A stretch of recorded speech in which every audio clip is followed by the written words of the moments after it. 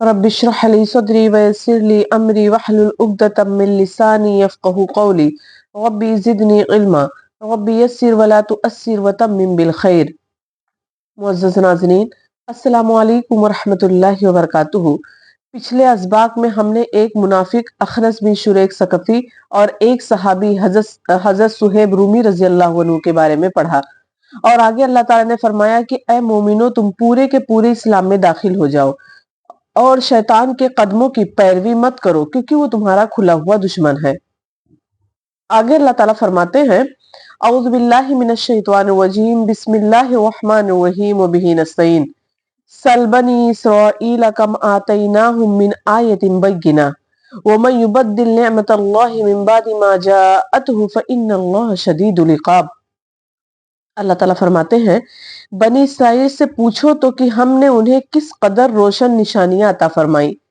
یہاں پر اللہ تعالیٰ نے فرمایا کہ بنی اسرائیل سے پوچھئے کہ ان کو ہم نے کون کون سی نشانیاں عطا فرمائی، کون کون سے معجزات ان کو دیے۔ تو سب سے پہلا معجزہ اللہ تعالیٰ نے جو دیا وہ عصائے موسوی ہے، یعنی موسیٰ علیہ السلام کے عصا کا اژدہا بن جانا، جس کی وجہ سے کتنے سارے جادوگر جو تھے وہ ایمان لے آئے۔ اس کے علاوہ سمندر میں راستے کا بن جانا، اور پتھر سے 12 چشمے کا پھوٹ نکلنا، اسی طریقے سے بادلوں کا سائبان بن جانا، سایہ بن جانا، اور منہ اور سلویٰ کا نزول۔ یہ اللہ تعالیٰ کی قدرت اور ہمارے نبی کے صداقت کی دلیل ہے، لیکن انہوں نے اس چیز سے بھی اعراض کیا۔ آگے اللہ تعالیٰ فرماتے ہیں کہ اور جو شخص اللہ کی نعمتوں کو اپنے پاس پہنچ جانے کے بعد بدل ڈالے، وہ جان لے کہ اللہ بھی سخت عذاب والا ہے۔ یہاں پر نعمت کے بدلنے کا مطلب یہی ہے کہ ایمان کے بدلے انہوں نے اعراض اور کفر کا راستہ اختیار کیا، کفر کو اپنا لیا، تو اللہ تعالیٰ نے فرمایا کہ اللہ بھی سخت عذاب والا ہے، یعنی اللہ تعالیٰ بھی اس کو سخت عذاب دیں گے۔ آگے اللہ تعالیٰ فرماتے ہیں زُيِّنَ لِلَّذِينَ كَفَرُوا الْحَيَاةُ الدُّنْيَا وَيَسْخَرُونَ مِنَ الَّذِينَ آمَنُوا وَالَّذِينَ اتَّقَوْا فَوْقَهُمْ يَوْمَ الْقِيَامَةِ وَاللَّهُ يَرْزُقُ مَن يَشَاءُ بِغَيْرِ حساب۔ اللہ تعالیٰ فرماتے ہیں کہ کافروں کے لیے دنیا کی زندگی خوب زینت دار کی گئی ہے، وہ ایمان والوں سے ہنسی مذاق کرتے ہیں، حالانکہ پرہیزگار لوگ قیامت کے دن ان سے اعلیٰ ہوں گے۔ اللہ جسے چاہتا ہے بے حساب روزی دیتا ہے۔ یعنی چونکہ مسلمانوں میں اکثریت جو تھے وہ غریب تھے، جو مسلمان جو تھے ان میں سے اکثریت غربا تھی، اور وہ دنیا کی آرائش اور زیبائش سے محروم تھے، لہٰذا کفار ان کا مذاق بنایا کرتے تھے، جیسا کہ ہمیشہ ہر دور میں ہوتا ہے کہ اہل ثروت غربا کا مذاق بناتے ہیں۔ تو آگے اللہ تعالیٰ نے فرمایا کہ وہ قیامت کے دن بلند اور بالا مقام پر فائز ہوں گے، اور اللہ کی رحمت اور اپنے اعمال کے عوض۔ اور سورہ مطففین آیت نمبر 29 سے 34 تک میں اللہ سبحانہ وتعالیٰ نے بیان فرمایا کہ گنہگار لوگ ایمانداروں کی ہنسی اڑایا کرتے تھے، اور ان کے پاس سے گزرتے ہوئے آپس میں آنکھ کے اشارے کرتے تھے، اور جب اپنے گھر والوں کی طرف لوٹتے تو دل لگیاں کرتے تھے، اور جب انہیں دیکھتے تو کہتے یقیناً یہ لوگ گمراہ ہیں۔ یہ ان پر پاسبان بنا کر تو نہیں بھیجے گئے، پس آج ایماندار ان کافروں پر ہنسیں گے، تختوں پر بیٹھے ہوئے ہوں گے۔ یعنی جس طریقے سے یہ دنیا کی زندگی میں ان مومنوں کا مذاق اڑایا کرتے تھے، ان کی غربت کا مذاق اڑایا کرتے تھے، اور کہتے تھے یہ گمراہ ہیں، تو روز قیامت وہ ان کا مذاق اڑائیں گے۔ اور یہاں پر اللہ تعالیٰ نے فرمایا کہ اللہ تعالیٰ جس کو چاہے بے حساب روزی دیتا ہے۔ اس کا مطلب یہ ہے کہ صرف اس کا تعلق صرف دنیا سے ہی نہیں، آخرت سے ہی نہیں ہے، بلکہ دنیا سے بھی ہو سکتا ہے، کہ جس طریقے سے اللہ تعالیٰ نے چند سالوں کے بعد مسلمانوں کے اوپر فتوحات کے دروازے کھول دیے، اور انہوں نے بہت سارے مال و متاع حاصل کر لیے۔ آگے اللہ تعالیٰ فرماتے ہیں کان الناس امۃ واحدہ فبعث اللہ النبیین مبشرین ومنذرین وانزل معهم الکتاب بالحق لیحکم بین الناس فیما اختلفوا فیہ وما اختلف فیہ الا الذین اوتوہ من بعد ما جاءتهم البینات بغیا بینہم فہدی اللہ الذین آمنوا لما اختلفوا فیہ من الحق بإذنہ واللہ یہدی من یشاء الی صراط مستقیم۔ اللہ تعالیٰ فرماتے ہیں دراصل لوگ ایک ہی گروہ تھے، یعنی توحید پر قائم تھے۔ حضرت آدم علیہ السلام سے لے کر حضرت نوح علیہ السلام تک یعنی 10 قرون تک لوگ توحید پر قائم تھے، جس کی تمام انبیاء دعوت دے کر گئے ہیں، تو اس پر قائم تھے۔ لیکن بعد میں دھیرے دھیرے شیطان نے ان کے دلوں میں وسوسہ ڈالنا شروع کر دیا اور ان کے اندر اختلاف پیدا ہو گیا، اور اس کے بعد بت پرستی اور فرقہ پرستی، یہ تمام چیزیں یعنی شرک اور مظاہر پرستی ان کے اندر عام ہو گئی۔ تب اللہ تعالیٰ نے اپنے انبیاء کے ذریعے سے انبیاء کو کتابیں دے کر ان کے اس اختلافات کا فیصلہ کرنے کے لیے بھیجا، اور انہیں حق اور باطل کی تمیز کرنے کے لیے بھیجا، تاکہ وہ ان کے درمیان ان کے اختلافات کا فیصلہ کر سکے اور انہیں حق اور باطل میں تمیز سکھا سکے۔ لہٰذا سورہ فتح آیت نمبر 8 میں اللہ سبحانہ وتعالیٰ فرماتے ہیں اِنَّا أَرْسَلْنَاكَ شَاهِدًا وَمُبَشِّرًا وَنَذِيرًا، اے نبی ہم نے آپ کو ڈرانے والا اور خوشخبریاں سنانے والا بنا کر بھیجا ہے۔ یعنی جتنے بھی نبی آئے ہیں انہوں نے لوگوں کو ڈرایا اور خوشخبری بھی سنائی، یعنی آخرت کے عذاب سے، جہنم کے عذاب سے ڈرایا اور جنت کی خوشخبری بھی سنائی۔ تو اللہ تعالیٰ نے نبیوں کو خوشخبریاں دینے والا اور ڈرانے والا بنا کر بھیجا، اور ان کے ساتھ سچی کتابیں نازل فرمائی تاکہ لوگوں کے ہر اختلافی امر کا فیصلہ ہو جائے۔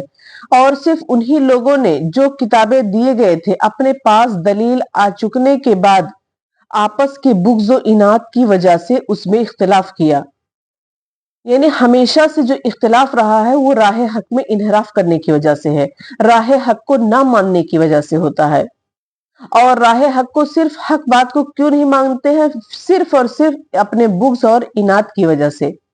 جیسا کہ یہودی جانتے تھے، ان کی کتابوں میں بھی، ان تورات میں بھی لکھا، وہ جانتے ہیں کہ نبی کریم صلی اللہ علیہ وسلم آخری نبی ہیں، ان کے اوپر نبوت تمام ہو گئی ہے، لیکن وہ تمام چیزیں جاننے کے باوجود وہ اپنے بغض، عناد اور نسلی غرور کی وجہ سے نبی کریم صلی اللہ علیہ وسلم کے اوپر ایمان نہیں لاتے ہیں۔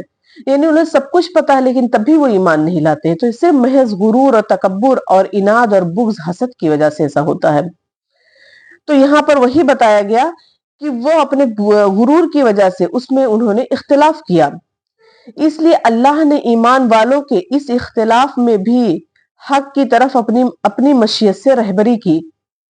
یعنی چونکہ اہل کتاب جو تھے انہوں نے جمعہ میں اختلاف کیا، تو یہودیوں نے ہفتے کے دن کو اور عیسائیوں نے یعنی نصارہ نے اتوار کے دن کو خاص دن بنا لیا اپنا۔ تب اللہ تعالیٰ نے مسلمانوں کو جمعے کے دن کا اختیار دیا۔ اسی طریقے سے انہوں نے حضرت عیسیٰ علیہ السلام کے بارے میں بھی اختلاف کیا۔ یہودیوں نے حضرت عیسیٰ علیہ السلام کی تکذیب کی اور ان کی والدہ حضرت مریم علیہ السلام کے اوپر بہتان لگایا، اور عیسائیوں نے حضرت عیسیٰ علیہ السلام کو اللہ کا بیٹا اور الہ بنا لیا۔ تو اللہ تعالیٰ نے مسلمانوں کو صحیح موقف اپنانے کی دعوت دی، صحیح موقف اپنانے کے لیے کا حکم دیا، اور انہیں بتایا کہ حضرت عیسیٰ علیہ السلام نہ ہی اللہ کے بیٹے تھے اور نہ ہی وہ برے انسان تھے، بلکہ حضرت عیسیٰ علیہ السلام جو تھے وہ اللہ کے برگزیدہ بندے تھے، وہ اللہ کے فرمانبردار بندے اور رسول تھے۔ اسی طریقے سے انہوں نے حضرت ابراہیم علیہ السلام کے بارے میں بھی اختلاف کیا۔ یہودیوں نے کہا حضرت ابراہیم علیہ السلام یہودی تھے، نصارہ نے کہا حضرت ابراہیم علیہ السلام جو تھے وہ نصارہ تھے، وہ عیسائی تھے۔ تو اللہ تعالیٰ نے مسلمانوں کو بتایا کہ حضرت ابراہیم علیہ السلام نہ یہودی تھے نہ نصارہ تھے، بلکہ وہ حنیف و مسلمہ تھے، یعنی ایک مسلمان تھے وہ۔ اس طریقے سے اور بھی بہت سارے مسائل میں اللہ تعالیٰ نے اپنے اذن سے لوگوں کو یعنی مسلمانوں کو سیدھے راستے کی ہدایت دی۔ آگے اللہ تعالیٰ فرماتے ہیں اور اللہ جس کو چاہے سیدھے راہ کی طرف ہدایت کرتا ہے۔ اس کے بعد اللہ تعالیٰ فرماتے ہیں ام حسبتم ان تدخلوا الجنۃ ولما یاتکم مثل الذین خلوا من قبلکم مستهم البأساء والضراء وزلزلوا حتى يقول الرسول والذين آمنوا معه متى نصر الله الا ان نصر الله قریب۔ اللہ تعالیٰ فرماتے ہیں کہ کیا تم یہ گمان کیے بیٹھے ہو کہ جنت میں چلے جاؤ گے، حالانکہ اب تک تم پر وہ حالات نہیں آئے جو تم سے پہلے کے لوگوں پر آئے تھے۔ انہیں بیماریاں اور مصیبتیں پہنچی اور وہ یہاں تک جھنجھوڑے گئے کہ رسول اور اس کے ساتھ کے ایمان والے کہنے لگے کہ اللہ کی مدد کب آئے گی، سن رکھو کہ اللہ کی مدد قریب ہے۔ یہاں پر جب مسلمان ہجرت کر کے مدینہ چلے گئے تو انہیں یہودیوں نے، منافقوں نے اور مشرکین عرب نے بہت زیادہ تکلیفیں اور ایذائیں پہنچائی. تو اس کی شکایت انہوں نے نبی کریم صلی اللہ علیہ وسلم سے کی. تو نبی کریم صلی اللہ علیہ وسلم سے جب کی تو اللہ تعالیٰ نے یہ آیت نازل فرمائی ان کی تسلی کے لیے. اور نبی کریم صلی اللہ علیہ وسلم نے فرمایا، صحیح بخاری صحیح مسلم کی حدیث ہے، کہ تم سے پہلے کے لوگوں کو ان کے سر سے لے کر پیروں تک آرے سے چیرا گیا اور لوہے کی کنگھی سے ان کے گوشت پوست کو نوچا گیا، لیکن یہ ظلم و تشدد ان کو ان کے دین سے نہیں پھیر سکا. اور پھر فرمایا، اللہ کی قسم اللہ تعالیٰ اس معاملے کو مکمل یعنی اسلام کو غالب فرمائے گا، حتیٰ کہ ایک سوار صنعاء سے حضر موت تک تنہا سفر کرے گا اور اسے اللہ کے سوا کسی کا ڈر نہیں ہوگا.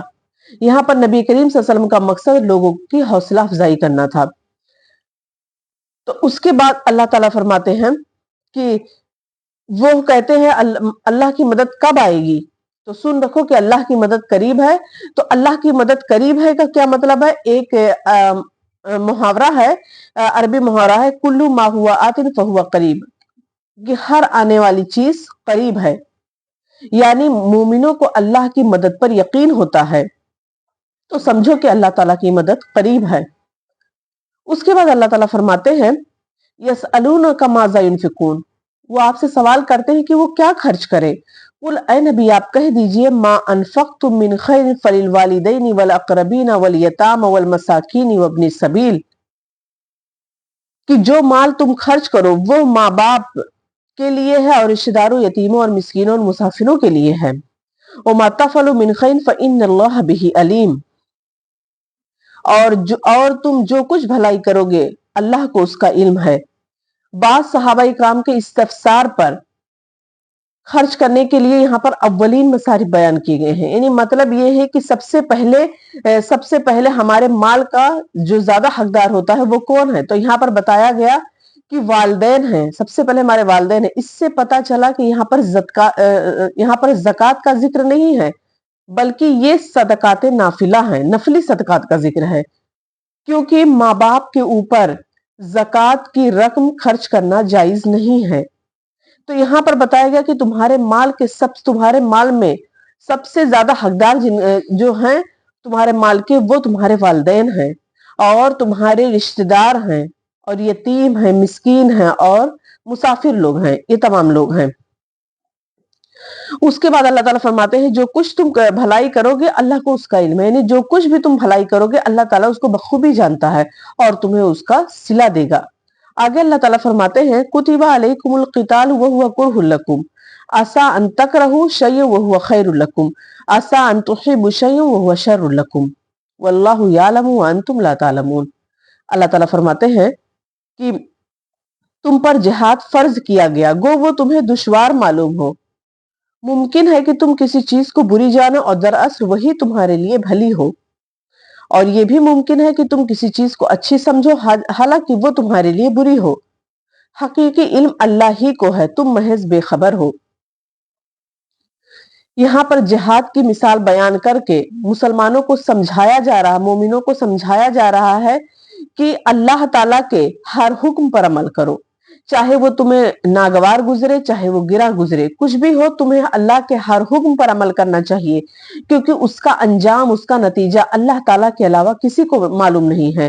ہو سکتا ہے کہ جس کو تم اچھی سمجھ رہے ہو وہ تمہارے لیے بہتر نہ ہو، تمہارے حق میں وہ چیز بہتر نہ ہو، یا پھر جس کو تم بری سمجھ رہے ہو سکتا ہے وہ تمہارے حق میں اللہ تعالیٰ نے بہتر رکھی ہو.